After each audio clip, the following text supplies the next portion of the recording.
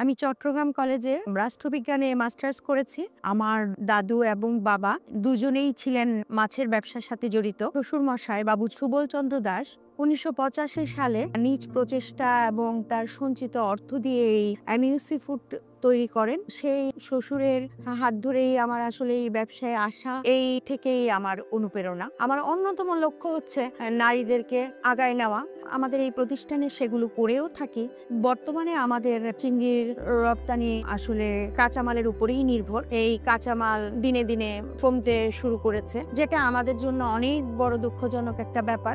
২০২৩ সালে আমরা সরকারিভাবে অনুমোদন পেয়েছি এটার বাণিজ্যিক চাষের, যেটা আমাদের জন্য খুবই একটা খুশির খবর। এই ভ্যানামেন্ট যদি আমরা বাড়াতে পারি, তাহলে আমাদের এই কাঁচামালের প্রয়োজনটা সেটা কিছুটা হলেও বাড়িয়ে নিতে পারবো। পরিশেষে প্রাইম ব্যাংককে আন্তরিকভাবে শুভেচ্ছা জানাই। তারা সবসময় আমাদের পাশে থেকেছেন এবং যখনই আমাদের অর্থের দ্রুতগতিতে প্রয়োজন পড়েছে, তখন তারা আমাদেরকে সেভাবে সাহায্য করে গেছেন।